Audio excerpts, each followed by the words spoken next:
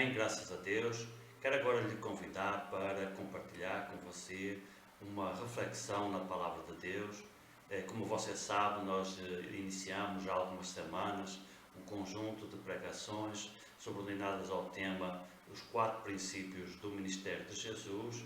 Nós já refletimos sobre os 3 primeiros, que foram o arrependimento, a fé, o discipulado, e nós tínhamos falado que existe ainda um 4º pilar sobre o qual alicerçou todo o ministério do Senhor, e esse 4º pilar era o seu senhorio, isto é, Jesus sendo o Senhor da nossa vida.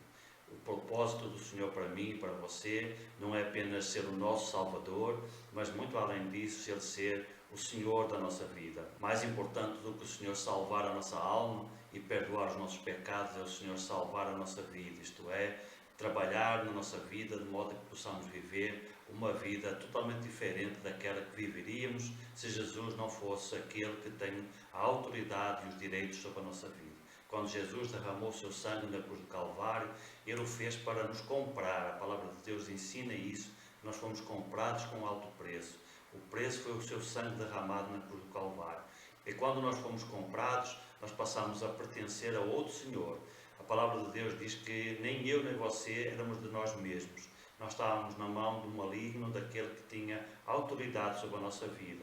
Porém, a palavra de Deus nos ensina que Jesus nos resgatou com o seu sangue, para que não pertencêssemos mais a esse Senhor que nos escravizava, mas a um Senhor que nos liberta. Por isso a palavra de Deus diz: se o Filho vos libertar, verdadeiramente sereis livres.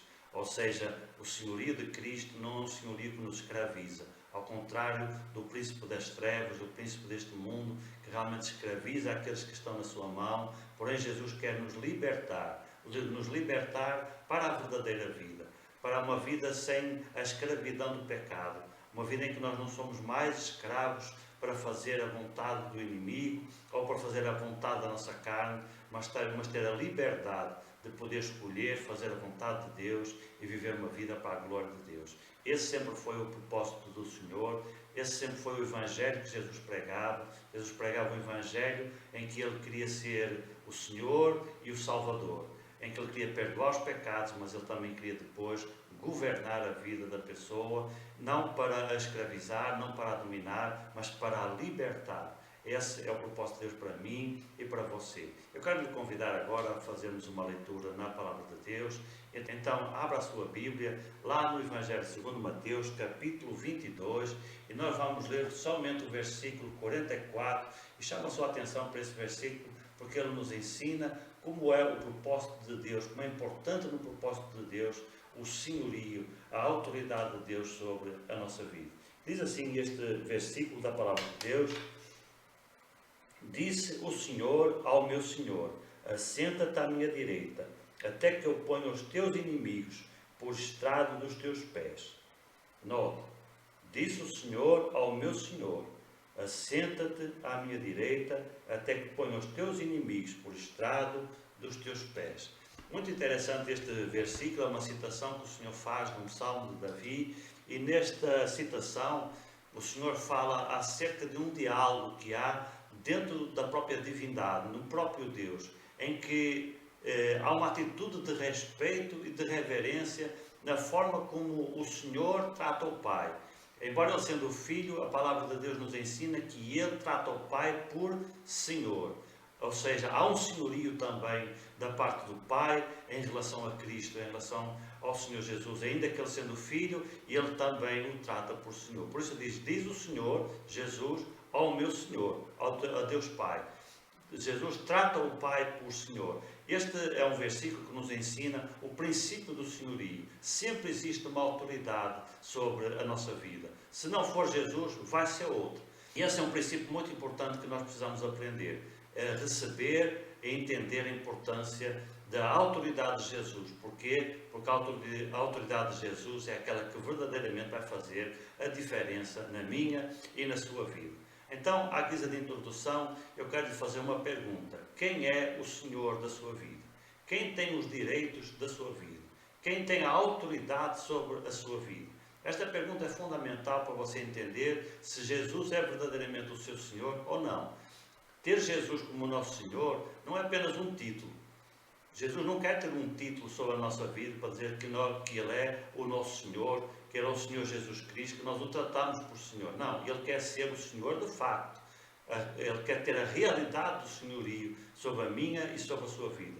E ter a realidade do senhorio significa ter autoridade sobre a minha vida e sobre a sua vida. Isto é, na hora da decisão, quem é que toma a decisão? Quais são os princípios e quais são os valores que regem a nossa vida? São os nossos princípios, os nossos valores? São os princípios e os valores do mundo e do inimigo? Ou são os princípios e os valores de Cristo que estão dominando a nossa vida? Então, a resposta a essas perguntas determina se Jesus é verdadeiramente o Senhor da sua vida ou não. Quando eu me converti, se usava uma expressão muito interessante na pregação do Evangelho. E essa expressão, ela dizia e nos convidava a receber Jesus como nosso Senhor e Salvador. Eu achei muito interessante a forma como era pregado o Evangelho antigamente, porque ele já incluía o senhorio de Cristo. Na realidade, parecia que o senhorio vinha até à frente da própria salvação e do próprio perdão. A pessoa era convidada a receber Jesus como seu Senhor e Salvador. As duas coisas sempre andaram juntas. Nunca se entendeu, naquele tempo, que o Evangelho estava dividido entre a salvação e o perdão dos pecados e o senhorio como um ato posterior e até talvez para muito facultativo. Não. Quando nós recebíamos Jesus, quando a pessoa se decidia por Jesus, ela recebia como Salvador para o perdão dos seus pecados, mas também como Senhor, como autoridade sobre a sua vida. A pessoa sabia que quando ela recebia Jesus, isso já acarretaria um compromisso, o compromisso de ceder os direitos e a autoridade da nossa vida para o próprio Senhor. Receber a salvação de Cristo e o perdão dos pecados é importante, mas mais importante ainda é receber Jesus como Senhor da nossa vida, como aquele que a partir dali vai controlar e vai direcionar a nossa vida nos caminhos de Deus. Estes dois conceitos, eles sempre andaram juntos. O Senhor no seu ministério sempre deixou claro que recebê-lo como Salvador implicava recebê-lo também como Senhor. Isto é muito importante nós entendermos. Não existe essa separação, nem existe essa opção facultativa a posterior, para que depois a pessoa, depois de estar salva e perdoada, ela vai decidir se quer Cristo na sua vida ou não. Não, isso não existe. Se você quer Cristo na sua vida, você vai receber o perdão dos seus pecados, mas você também vai receber a sua autoridade. Se você não quer a autoridade de Cristo, os seus pecados também não vão ser perdoados. E este era o Evangelho que realmente Jesus pregava. Com frequência, Jesus perdoava as pessoas e depois, na hora que ele despedia as pessoas, ele dizia assim: vai e não peques mais. Ou seja, viva agora de uma forma diferente. Viva agora de acordo com os meus princípios e com os meus valores. Note que Jesus nunca perdoou as pessoas para elas continuarem vivendo a mesma vida, para eles continuarem lá no chafurdal do pecado. Não, ele perdoava para libertar a pessoa do pecado. E como é que ele libertava? Sendo o Senhor depois da vida dessa pessoa. Não existe essa coisa de ser perdoado e depois continuar cada um vivendo do seu jeito. Isso absolutamente não existe. O que existe na palavra de Deus é o ensino de que o senhorio de Cristo é tão importante quanto a sua salvação. Um outro exemplo que nós encontramos também nas Escrituras, nós falamos até sobre ele quando nós pregamos sobre o jovem rico.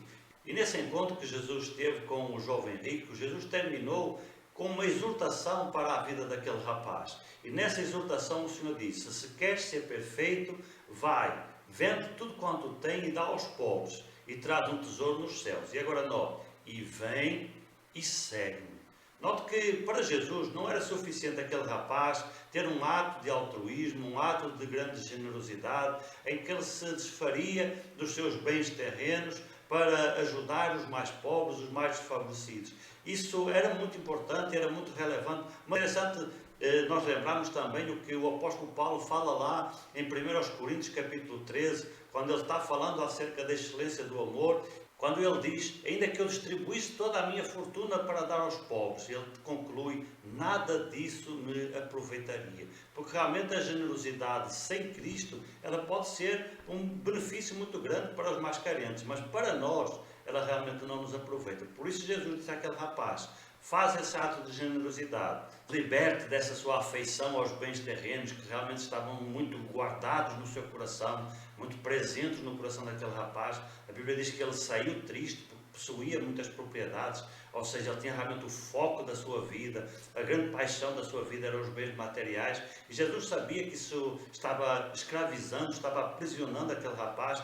Por isso Jesus pediu para ele se libertar dessa prisão, dessa escravatura que estava existindo na vida dele. Porém, muito mais importante do que isso, era o final que Jesus queria na vida dele. E vem e segue-me, ou seja, deixa que eu seja também o teu Senhor, o Senhor da tua vida. Essa era realmente a parte mais importante que aquele rapaz precisava de entender, que eu e você precisamos entender. Muito mais importante que todos os benefícios que Jesus possa trazer para a nossa vida é o seu senhorio, é a sua autoridade sobre a nossa vida, porque ela é que vai fazer toda a diferença. Quando nós aceitamos a autoridade de Jesus sobre a nossa vida, quando nós recebemos essa autoridade, cedemos os direitos e os comandos da nossa vida para Jesus, a nossa vida vai ser totalmente diferente, vai ser totalmente mudada, os destinos da nossa vida vão ser totalmente diferentes. Isso vai fazer toda a diferença realmente na nossa vida. Então a verdadeira conversão para Jesus implicava, trazia junto a autoridade de Cristo sobre a nossa vida. Era esse o Evangelho que Jesus pregava, é esse o Evangelho que nós queremos resgatar e trazer para os nossos dias e para a nossa igreja. Um outro versículo que nos ajuda a entender o conceito da autoridade e do senhorio de Cristo, nós encontramos lá em Mateus capítulo 7, versículo 21, que diz assim: nem todo o que me diz Senhor, Senhor, entrará no reino dos céus. Agora note, mas aquele que faz a vontade de meu Pai que está nos céus. Note qual é o conceito do senhorio de Cristo. O que é ter Cristo como Senhor da nossa vida? Não é chamar Senhor, não é o título, não é dar esse título para Jesus. É fazer a sua vontade, é obedecer à sua vontade, é viver de acordo com os seus princípios e com os seus valores. Por isso que muita gente chama Jesus de Senhor, mas Jesus na prática não é o Senhor da sua vida. Quem manda na sua vida são elas próprias. Na verdade, quem manda na sua vida é a sua carne e o inimigo que está por trás, manipulando e impondo a sua vontade, os seus princípios e os seus valores. Notem um outro versículo que nós também contamos em Mateus capítulo 10, versículo 24. Não é o discípulo mais do que o mestre, nem o servo mais do que o seu Senhor. Note, Jesus, como dissemos no começo, ele se submete à autoridade do Pai e o trata por Senhor. E ele diz, o servo não é mais do que o seu Senhor. Se Jesus assim trata o Pai como Senhor, também nós temos que ter Jesus como Senhor da nossa vida. Nós somos os seus servos, nós nos convertemos e o recebemos na nossa vida. Então agora ele tem toda a autoridade e todos os direitos sobre a nossa vida. Cabe a nós agora viver em submissão, em sujeição a essa autoridade, a esses valores, a esses princípios da nossa vida. Um outro versículo também que nós podemos aprender, alguma lição importante, é aquele que nós encontramos também em Mateus capítulo 12, versículo 8, que diz assim: porque o Filho do Homem até do sábado é Senhor. Era uma disputa que estava acontecendo ali sobre a autoridade do Senhor no sábado e o que se podia fazer e o que não se podia fazer no sábado, e o Senhor deixou claro ali essa mensagem: o sábado também é dele. Na verdade, deixe-me dizer, os dias também são dele. Os nossos dias não são nossos, o nosso tempo não é nosso, o nosso tempo é de Deus. O Senhor está aqui dizendo que tudo é dele, inclusive os nossos dias. Os seus dias não são seus, os meus dias não são meus, o tempo não é nosso. Na verdade, nós somos administradores da vida que Deus nos confiou, porque até a própria vida é dele. Então, como é arrogante da nossa parte, queremos reter os direitos sobre a nossa vida, como se alguma coisa aqui fosse nossa. Uma das lições que a gente precisa aprender neste tempo, com esta enfermidade, com esta pandemia, é realmente a fragilidade da vida.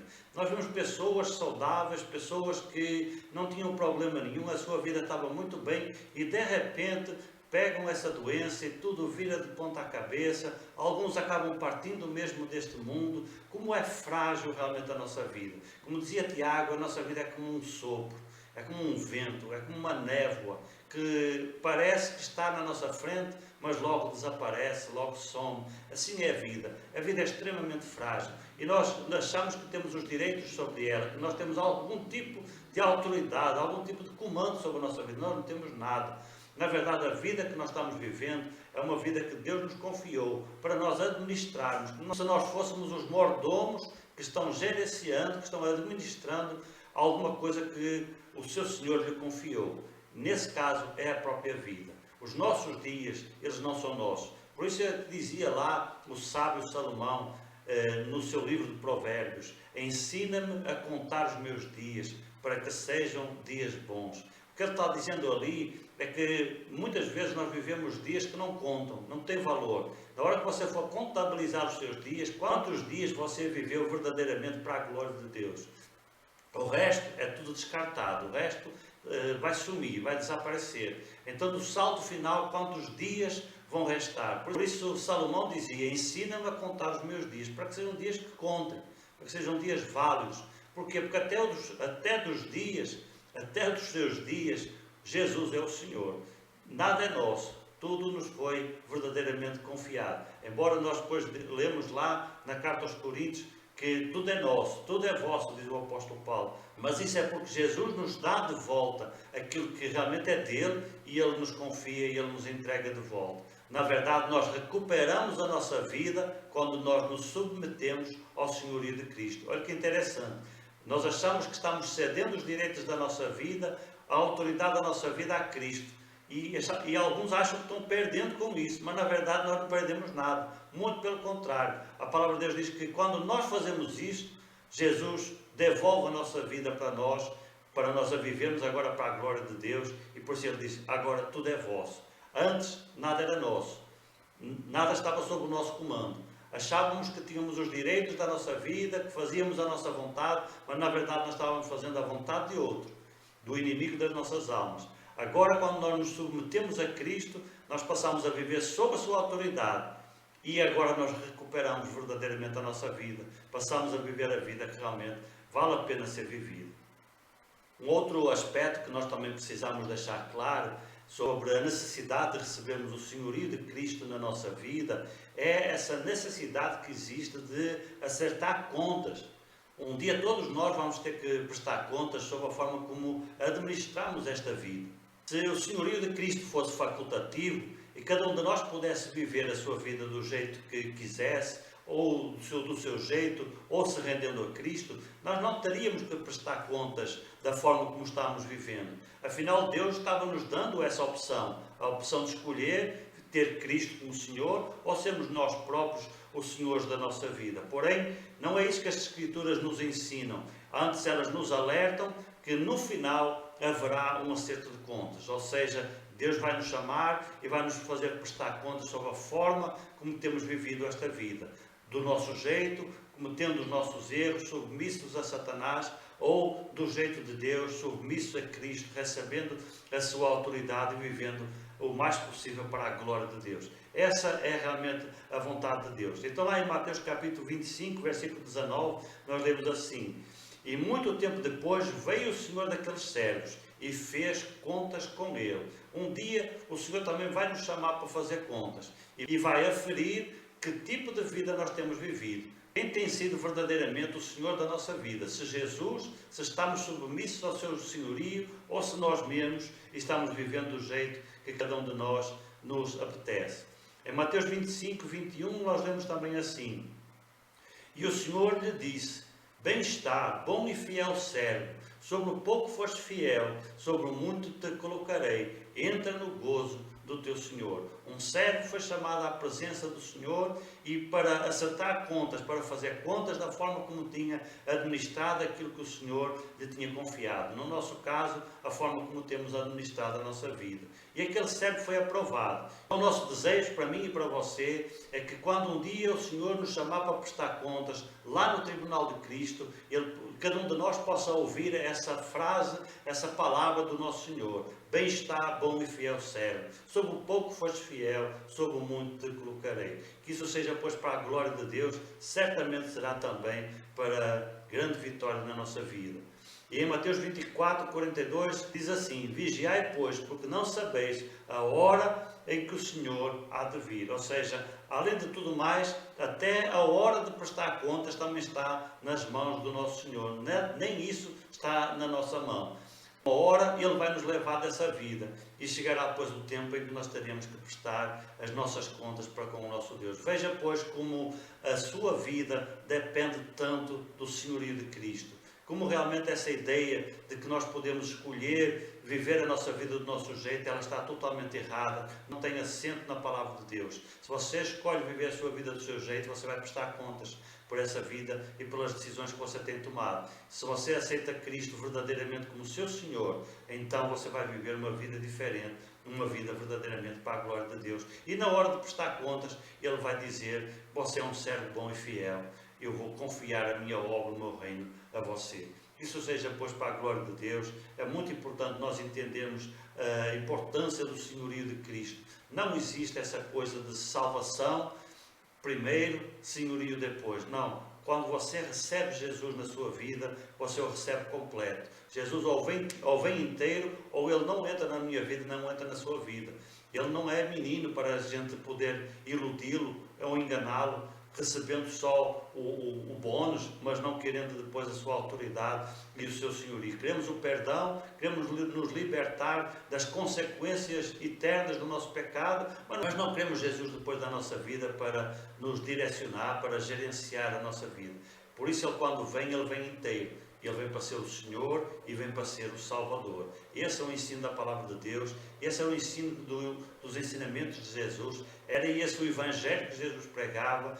Por isso as pessoas tinham muitas vezes tanta dificuldade para decidir se queriam ou não Jesus. Elas entendiam que a proposta que Jesus estava fazendo era de perdão de pecados, mas também era de senhorio e de autoridade. E muitos não queriam essa autoridade de Jesus e por isso eles também não receberam o perdão dos pecados.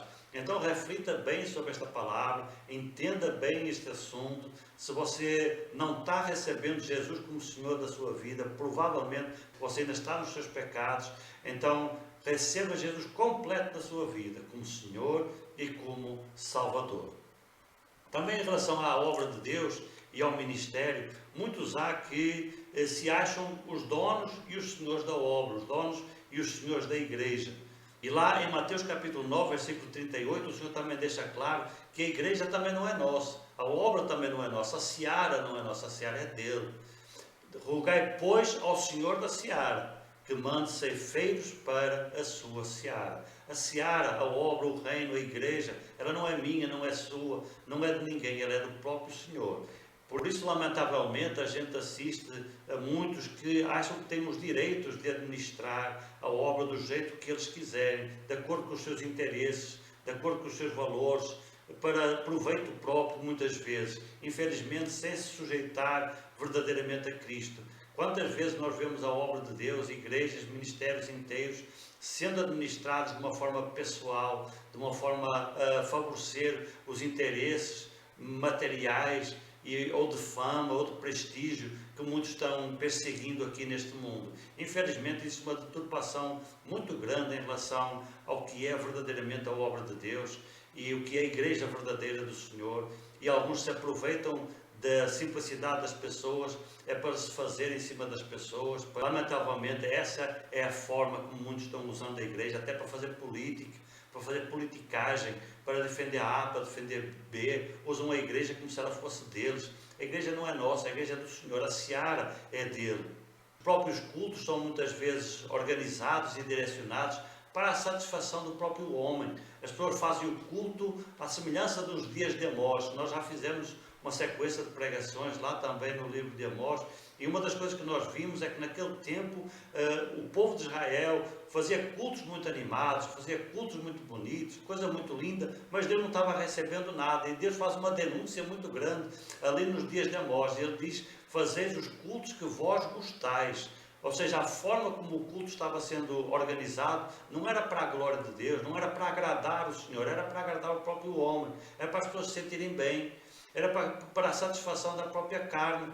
Olha como a própria igreja pode ser usada de uma forma deturpada para a satisfação do próprio eu, dos próprios interesses pessoais e mesquinhos do ser humano. O nosso desejo é realmente que o nosso culto, ainda que simples e modesto, seja um culto que verdadeiramente agrada a Deus, que honre o nome do Senhor, em que a palavra seja cristocêntrica, em que os louvores sejam cristocêntricos, em que cada um de nós seja ensinado, seja exortado a adorar o Senhor, a expressar gratidão, a expressar a sua adoração. Isso é muito importante. Muito importante é entendermos que o culto é para agradar a Deus, não é para agradar a nós mesmos. Talvez alguns digam assim, não, nós podemos fazer assim, nós podemos fazer assado, nós podemos fazer desse jeito, nós podemos mudar isto, nós podemos mudar aquilo. Certamente nós podemos mudar muitas coisas, podemos melhorar muitas coisas, o nosso desejo é sempre melhorar, mas sempre com base no intuito de que nós queremos agradar a Deus, nós queremos adorar a Deus. O nosso culto não é para ficar mais bonito, não é para ficar mais interessante para nós, é para ficar mais interessante para Ele. Se houver alguma mudança que nós pudermos fazer para agradar mais o Senhor, com certeza nós podemos e devemos fazer. Agora, se as mudanças é só para nos agradar, para tornar o nosso culto num entretenimento mais agradável, não, isso aí não é o propósito de Deus para a sua igreja, esse não é o propósito de Deus para a sua obra. A seara não é minha, a seara não é nossa, a seara é do Senhor, a obra é do Senhor. Por isso nós nos afastamos sempre desses princípios que nós vemos proliferar tão facilmente nos nossos dias, de a obra sendo administrada de acordo com as orientações e os interesses do homem, para a sua própria valorização. O homem é o centro do culto, e isso é o que tem desvirtuado a Igreja de Deus nos nossos dias, e lamentavelmente muitos têm seguido por esse caminho, vão lá para o seu próprio entretenimento, vão lá para se sentir bem, abraçam todo o tipo de doutrina errada, abraçam todo o tipo de ensinamento que não faz parte da palavra de Deus, todo o tipo de distorção. Porquê? Porque querem coisas que lhes agradem, não estão preocupados se isso está agradando a Deus. Mas que seja esse realmente o nosso desejo, de verdadeiramente fazer cultos que agradem o nosso Senhor. Nós queremos que Cristo também seja o Senhor da igreja, queremos que Cristo também tenha autoridade sobre a nossa igreja. Então fazer tudo de acordo com a sua palavra, de acordo com os seus princípios, de acordo com os seus valores, como dizia João Batista, que ele cresça e eu diminua. Esse seja sempre o princípio do culto, o princípio da celebração que nós temos de fazer ao nosso Deus. Amém? Então, e em conclusão, nós precisamos entender que a vida para a qual o Senhor nos chama é uma vida para ser vivida sob a sua autoridade e sobre o seu senhorio. Não querer viver debaixo da autoridade de Cristo é não querer Cristo na sua vida. E, em consequência, também é não ter o perdão dos seus pecados, nem a salvação, nem a vida eterna. Porém, quando a pessoa recebe Jesus, ela recebe Ele completo. Ele vem como Senhor e vem como Salvador. Ele traz o seu perdão, Ele traz a salvação da nossa alma, mas Ele também traz a sua autoridade, Ele também traz o seu senhorio, porque Ele, mais do que quer salvar a alma, Ele quer salvar a nossa vida, Ele quer mudar a nossa vida, o nosso jeito de viver. E lá em Mateus capítulo 24, versículo 46, nós lemos assim: bem-aventurado aquele servo a quem o Senhor, quando vier, achar servindo assim. Amém? Que sejamos realmente muito felizes quando o Senhor vier e nos encontrar servindo Ele, vivendo de uma forma íntegra, vivendo para a glória do seu nome, vivendo, recebendo Jesus como nosso Senhor, como aquele que tem realmente a autoridade sobre a nossa vida. O convite do passado continua atual, receber Cristo como Senhor e Salvador, como se pregava lá no início da minha conversão, que se pregava Cristo como Senhor e Salvador. Esse convite ainda está atual, esse é o convite da palavra de Deus. Termino citando um versículo lá de Zacarias capítulo 14, versículo 9. E o Senhor será rei sobre toda a terra, naquele dia será o Senhor, e um será o seu nome. Esta é uma das promessas que se cumprirá lá no milénio, em que de uma forma completa, de uma forma total, o nome do Senhor vai ser verdadeiramente o Senhor de toda a terra, ou seja, toda a terra vai estar submissa à sua autoridade e ao seu senhorio. Notem como é importante no projeto de Deus, no plano de Deus, o senhorio de Cristo. lá na frente, na consumação de tudo, o propósito final é que toda a humanidade, toda a terra se submeta à autoridade de Cristo, ao senhorio de Cristo, e Cristo venha a ser verdadeiramente o Senhor de toda a terra, o Senhor de todo o homem, o Senhor de toda a mulher, sem qualquer exceção. Então que isso aconteça desde já, na minha vida, na sua vida. Reflita sobre esta palavra, se necessário, refaça os seus conceitos e entenda que Jesus quer ser Senhor e Salvador da sua vida. Ele quer ter os direitos completos sobre a sua vida. Encerramos assim, pois, esta sequência de pregações sobre os pilares mestres, onde assentaram todo o ministério do Senhor, entendendo que, para o Senhor, o arrependimento foi sempre uma palavra, uma pregação extremamente importante. O apelo à fé em si, como Cristo, como o Messias revelado, como o Pai também que ele estava representando, era extremamente importante.